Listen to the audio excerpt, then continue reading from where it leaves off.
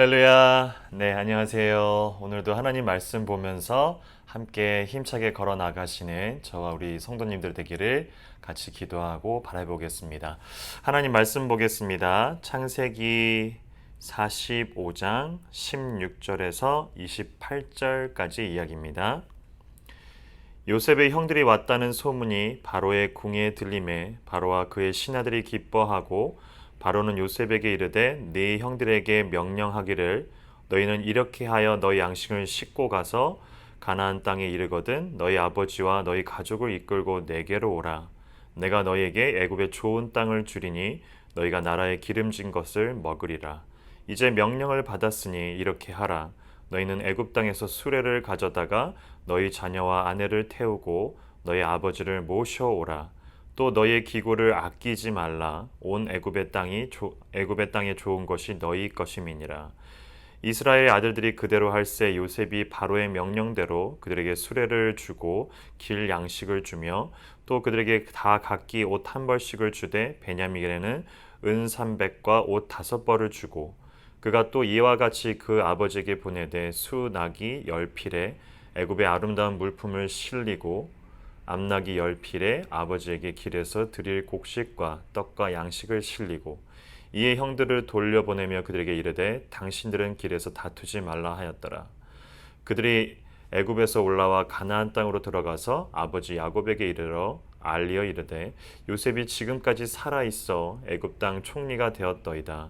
야곱이 그들의 말을 믿지 못하여 어리둥절하더니 그들이 또 요셉이 자기들에게 부탁한 모든 말로 그에게 말하매 그들의 아버지 야곱은 요셉이 자기를 태우려고 보낸 수레를 보고서야 기운이 소생한지라. 이스라엘이 이르되 조카도다. 내 아들 요셉이 지금까지 살아 있으니 내가 죽기 전에 가서 그를 보리라 하니라. 아멘. 드디어 이 45장에 와서야 사실은 이제 44장에 형인 우리 이 요셉의 형인 유다의 그런 어떤 간증들, 그의 놀라운 변화들, 베냐민을 잡을 거라면 차라리 자신이 이곳에 함께 있겠다. 왜냐하면 자신의 아버지, 베냐민의 아버지가 베냐민이 없는 것을 보면 그 자리에서 죽게 될 거라고 얘기하면서 어떤 그 총리가 된 요셉 앞에 유다의 형인 유다가 그의 어떤 마음 가운데 요셉의 그런 마음들이 위로가 될 수 있는 그런 순간들이 44장에 펼쳐지고 45장에 돼서야 그런 말을 듣고 있었던 총리였던 요셉이 차마 그것을 참지 못하고 신하들을 물리고 나서 내가 형들의 동생인 아우인 바로 그 요셉이라고 얘기하면서 이제 극적으로 이제 형들과 요셉이 같이 만나게 되는 장면들이 나옵니다. 그러면서 그가 하는 이야기가 무엇이냐면 굉장히 놀랬을 것 같아요. 형들 입장에서는 애굽 총리라 생각했었던 자가 보니까 자신들이 20년 전에 팔아넘긴, 어떤 면에서는 죽이려고 했다가 팔아넘긴 자신의 아우인 동생인 요셉이었기 때문에 매우 놀랐을 것 같은데 5절에도 보면 45장 5절에도 보면 당신들이 나를 이곳에 팔았다고 해서 근심하지 마소서. 이게 첫 마디죠. 한탄하지 마소서. 하나님이 생명을 구원하시려고 나를 당신들보다 먼저 보내셨나이다. 이제서야 요셉이 아마 자신이 그 꾸었던 꿈들, 그리고 왜 팔려 나갔고 왜 형들한테 버림을 받았고 노예로 팔려간 것도 모자라서 그곳에서 충심을 다했지만 결국엔 누명을 씌우고서 감옥에 갇히게 되는 것들, 그 속에서 혼이 빠져가지고 그냥 넋이 나간 상태로 지냈는데 그 와중에도 이 바로 왕들의 신하들에게 꿈풀이를 해줬고, 그리고 그것이 다 무엇인지도 몰랐는데 그의 인생 가운데 하나씩 요셉의 인생 가운데 하나님이 얼마만큼 그가 개입하고 계시고 하나님이 얼마나 그의 인생사 가운데 들어와 계신지를 이제서야 요셉이 느껴가고 있다라는 겁니다. 그리고 나서 이 형들과 같이 함께하고 나서 바로도 신이 나고 신하들도 신이 났다라고 표현이 되죠. 이 말은 아마도 총리였던 요셉이 굉장한 신임을 얻었고 두터운 신임과 함께 굉장히 좋은 그런 관계들을 맺고 있었다라는 것도 반증하고 있는 것 같아요. 그런 와중에 아직까지 이 흉년이 남아 있었기 때문에 요셉도 이제 형들에게 그리고 20년 동안 보지 못했던 아버지인 야곱마저도 그리고 그의 가족들 다 데리고 오라고 이렇게 이야기를 하게 됩니다. 그런 와중에 이 요셉의 이야기들은 저희가 늘 알다시피 굉장히 드라마틱합니다. 참 우여곡절도 많고 그의 삶이 어찌 그럴까라는 싶지만 우리가 봐야 될 관점들이 이 요셉의 말년은 아니라는 거랍니다. 이 모든 과정들 가운데 사실은 꿈을 주신 것도 그리고 그 꿈 가운데 풀어주시는 것도 그리고 결국에는 그의 삶 가운데서 개입하셔서 요셉이라는 인물들을 만들어가는 그분이 누구시냐면 하나님이라는 겁니다. 또한 여기서 머물지 않고 처음에도 말씀드렸듯이 44장에 나와 있는 사실 38장부터 창세기 44장 이 유다에 대한 이야기가 전혀 나와 있지를 않다라는 거죠.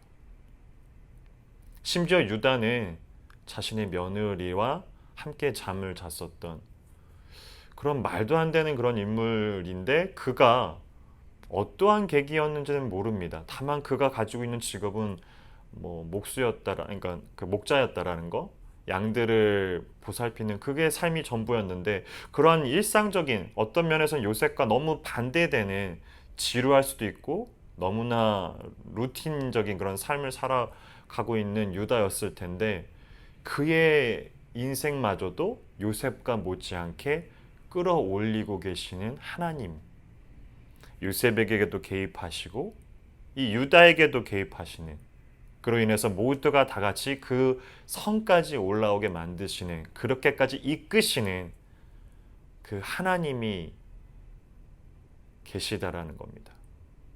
우리는 이것을 기독교가 갖고 있는 많은 요소들이 있지만 하나님의 주권 사상이라고 얘기합니다. 주권 사상. 이것은 성경의 대부분이 가지고 있는 이야기인데 오늘 그 중에서 한 구절을 찾아보면 로마서입니다.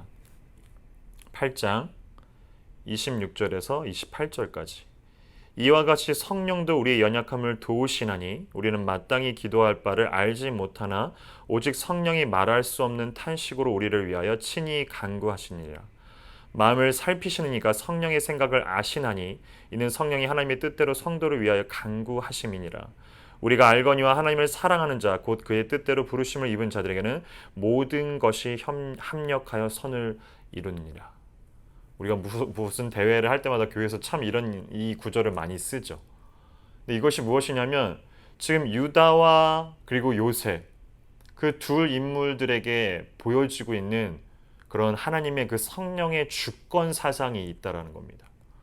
무슨 얘기냐면 하나님이 직접 그들의 가운데에서 개입하시고 요셉에게는 말할 수 없는 그런 드라마틱한 그런 요소들이 있지만 그 하나하나 요소마다 하나님께서 그 가운데 개입이 돼 있다라는 얘기입니다. 어떠한 순간도 개입이 안 되지 않겠죠.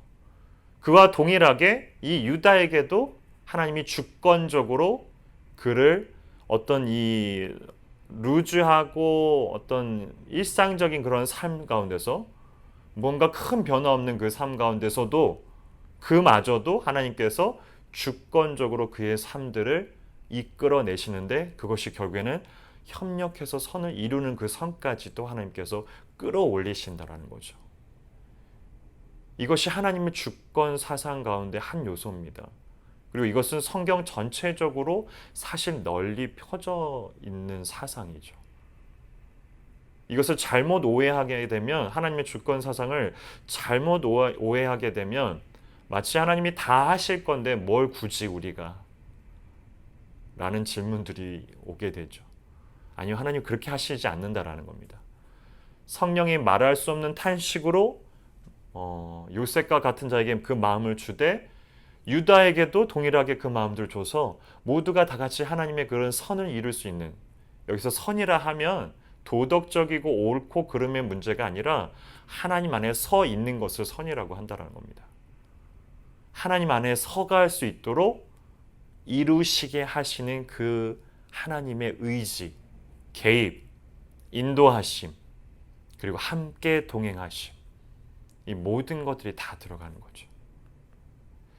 하나님의 주권 사상을 조금 더 쉽게 설명을 해보자면, 우리가 우리 스스로를 지키는 것이 아니라 우리가 우리 스스로의 어떤 결과물들을 우리의 삶 가운데서, 믿음의 여정 가운데서 끌어내는 것이 아니라, 결과를 만들어내는 것이 아니라, 돌아보니 하나님이 우리를 지키고 계셨다라는 것입니다. 쉽게 말하자면 그렇다라는 거죠. 우리가 우리를 지킨 줄 알았지만 하나님이 우리를 지키시고 계셨다라는 것은 늘 우리의 삶 가운데서 언제나 우리를 지키고 계셨다라는 것이 바로 하나님의 주권 사상이고, 우리 교회가, 그리고 성경이, 기독교가 말하고 있는 요소입니다. 이것은 요셉에게도, 그리고 야곱에게도, 그리고 유다에게도, 그리고 오늘날 우리에게도 늘 지키시는 하나님이 개입하고 계시고 인도하고 계시고, 그 시작도 두시고 과정도 같이 가시고 결과마저도 두신다라는 거죠. 오늘도 그러한 주권적인 하나님, 그 하나님이 저와 여러분의 삶 가운데서 함께 가십니다. 함께 걸어가시고, 함께 시작하시고, 함께 진행하시고, 함께 그 결과물들을 만들어 가시는 거죠. 왜냐하면 하나님이 우리를 지키시기 때문입니다. 함께 기도하겠습니다.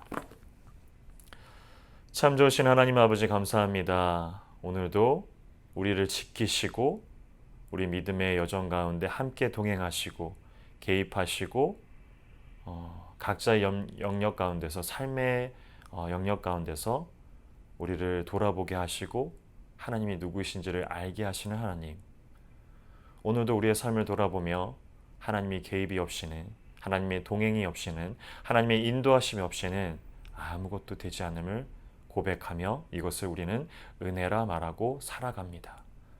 은혜 가운데 거하고 있는 우리들에게 하나님 함께해 주시고, 언제나 늘 하나님과 함께 동행하는 우리의 삶 가운데 하나님의 주권 사상들을 느껴가며 오늘 하루도 힘을 내서 살아내가게 하여 주시옵소서.